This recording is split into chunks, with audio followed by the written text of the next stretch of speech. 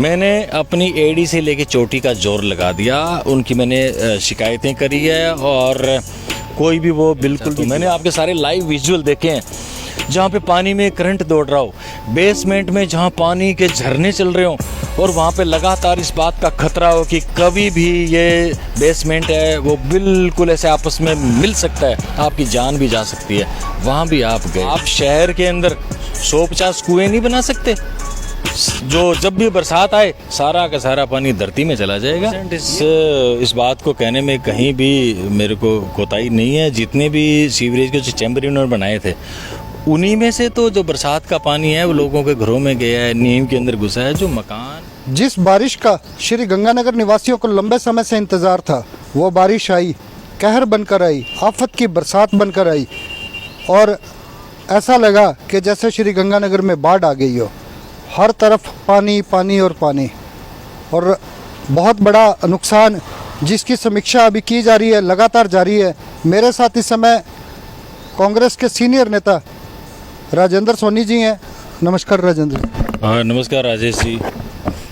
Sir, बारिश हुई और एक इस तरह की बारिश हुई जो गंगानगर वासियों ने ये कह रहे हैं अभी लगभग 40 वर्षों के बाद इस तरह की बरसात देखी है।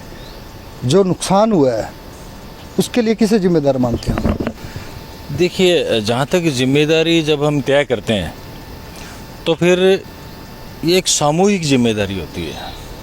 जहाँ इसके लिए प्रशासन जिम्मेदार है, जो हमारी जो हुक्मरान है वो जिम्मेदार हैं और हम लोग भी जिम्मेदार हैं। वो एक बात मुझे याद आ रही है कि मुसीबत आए बिना आंखें नहीं खुलती और सिर्फ आंखें बंद कर लेने से ही मुसीबत नहीं टलती। यही बात हमारी है कि हम लोगों के पास जब समय होता है ना, हम उस चीज़ का हम रोकने की कोशिश नहीं करते। हमारे पास कैलिबर है। राजस्थान का सबसे ज़्यादा राजस्व देने वाला ये ज़िला है। यहाँ पे इतने धनी मानी लोग हैं जिनके पास धन की कमी नहीं है।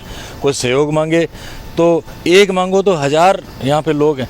लेकिन जब हमारे पास समय होता है ना तो हमेशा प्लान बनाएं। इसलिए मैं जिम्मेदारी सभी की मानता हूँ। सर, बारिश होकर निकल गई और एक बहुत बड़ा नुकसान हुआ है और इस नुकसान की पूर्ति किस तरह से हो सकती है? देखिए, पूर्ति कभी नहीं होती। जो नुकसान हो गया, जिनके मकान है वो गिर गए, जिनके बेसमेंट है बेशकीमती उनके अंदर दरारें आ गई, किसी के मकान झुक गए। अब जो जीवन भर की जो पूंजी है उनसे उन्होंने मकान अपना बनाया वो उनके सामने धराशायी हो गया। तो ये नुकसान कभी पूरे नहीं हो सकते। वाकई में अगर हम सोचें ना अदर हैंड नुकसान को कैसे पूरा करना है तो इसकी पुनरावृत्ति दोबारा नहीं हो, इस बारे में हमें सोचना चाहिए। अब आज की तारीख में क्या है कि सब लोग दोषारोपण कर रहे हैं, राजनीति कर रहे हैं। ये समय राजनीति करने का नहीं है। ये समय है कि आप क्या कंट्रीब्यूट कर रहे हो, क्या आप सुझाव दे रहे हो, आपके पास इसके लिए कोई प्लान है क्या, इस बारे में हमें सोचना चाहिए। जैसे मेरे दिमाग में एक बात आ रही है, भाई रिद्धि सिद्धि के अंदर मेरा रेजिडेंस है, वहाँ पे आप देखिए कि ज़्यादा पानी का भराव नहीं होता। कुछ तो खाली प्लाट है वहाँ पे पानी चला जाता है, लेकिन वहाँ पे रेन हार्वेस्टिंग सिस्टम लगा हुआ है, पाताल तोड़ कुएं बनाए गए, उसके अंदर पानी चला जाता है। तो क्या ये नहीं हो सकता? इतने करोड़ों करोड़ों रुपए का बजट है, आप शहर के अंदर 150 कुएं नहीं बना सकते जो जब भी बरसात आए सारा का सारा पानी धरती में चला जाएगा? ये प्लान, ये छोटी सी चीज़ है, इसके बारे में लोग क्यों नहीं सोचते? मैं राज्य सरकार, ये कहा जाता है अभी गंगानगर का जो वाटर लेवल है वो ग्रो पे रहता है तो वाटर हार्वेस्टिंग सिस्टम से दिक्कत हो जाती है। इस तरह की भ्रांतियां भी चल रही हैं। कोई भ्रांतियां नहीं चल रही है। भ्रांतियों पे हम विश्वास करें। क्या आज की तारीख में कोई ऐसा डाटा है प्रशासन के पास कि उन्होंने इस बात को चेक किया हो कि वास्तव में शहर का जो ग्राउंड लेवल है पानी है वो कितना है? ऐसा कुछ भी नहीं है। आज नई कॉलोनी के लिए कोई भी अगर परमिशन मांगता है तो सबसे पहले सरकार कहती है उसमें रेन हार्वेस्टिंग सिस्टम होना चाहिए तो ही हम परमिशन देंगे, वरना परमिशन नहीं देंगे। तो फिर वहाँ पे जो ग्राउंड वाटर का जो लेवल है वो बात कहाँ से ली जाती है? ऐसा कुछ भी नहीं है। आप बनाओ तो सही, वो बात की बात है, या फिर आप डाटा प्रस्तुत करो, ये मैं कहना चाहता हूँ जोर दे करके। सर, अभी जो वर्तमान परिस्थितियाँ हैं, जिस तरह से नुकसान हुआ है, मुआवजे की बातें भी की जा रही हैं, लेकिन वो मुआवजा तो ऊँट के मुंह में जीरे के समान है। क्या कहना चाहेंगे आप? देखिए, आपकी बात बिल्कुल सही है, और लेकिन अब मुआवजा तो जितना भी मांग ले मांगने को, अब ये तो सरकार का नज़रिया है, सरकार के जो फाइनेंशियल एसेट्स हैं उसके मुताबिक ही तो वो दे पाएंगे।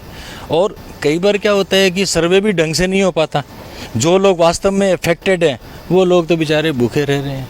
मैं तो शुक्रिया कहना चाहता हूँ उन लोगों का जिन्होंने इस आपदा की घड़ी में पानी का प्रबंध किया, भोजन का प्रबंध किया और लगातार उनकी सेवा करी जहाँ पे कोई नहीं जा सकता था।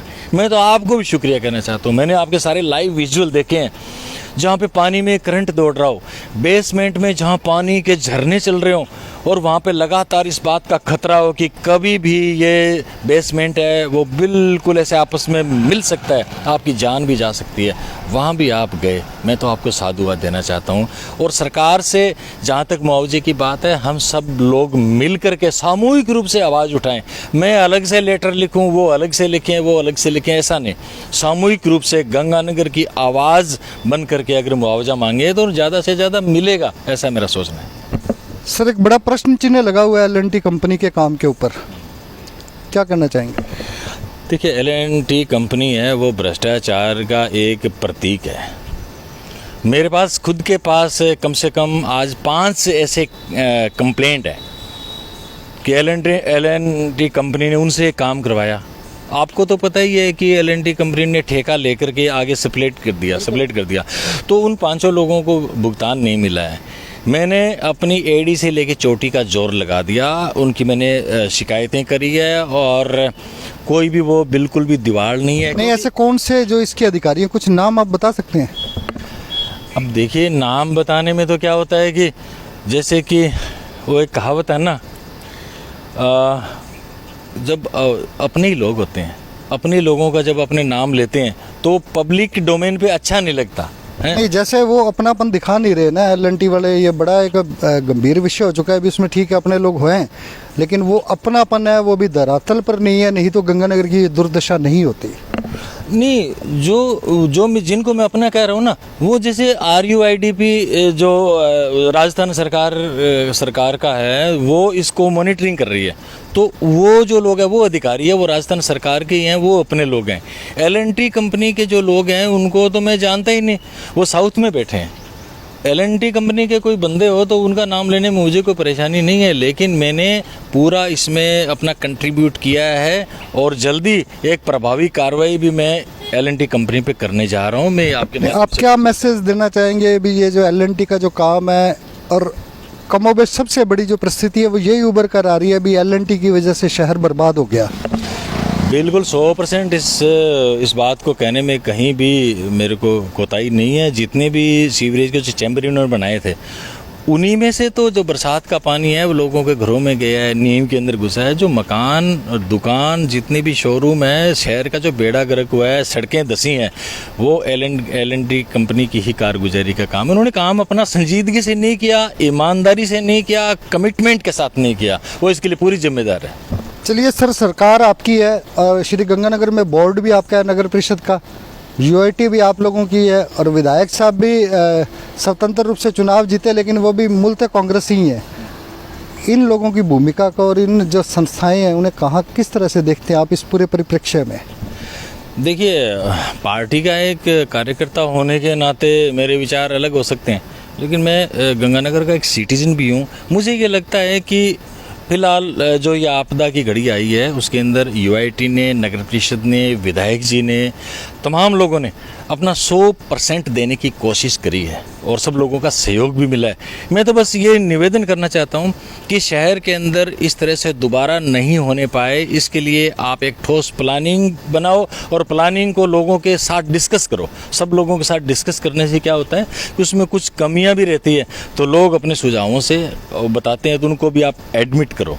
बस ये मैं कहना चाहता हूँ और अपने काम में सुधार करें, ये कहना चाहता हूँ। तो राजेंद्र सोनी जी का ये कहना है कि आगे कभी ऐसी किसी घटना की पुनरावृत्ति नहीं हो, ये सबसे बड़ी बात है और उसके लिए एक बड़े प्रोजेक्ट की ज़रूरत है, रेन हार्वेस्टिंग सिस्टम की ज़रूरत है। सिर्फ मुआवजे की बात नहीं है, मुआवजा आखिर कब तक?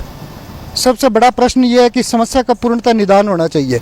धन्यवाद। जय हिंद, जय भारत। पॉलिटिकल क्रश नाउ से आपका राजेश अरोड़ा।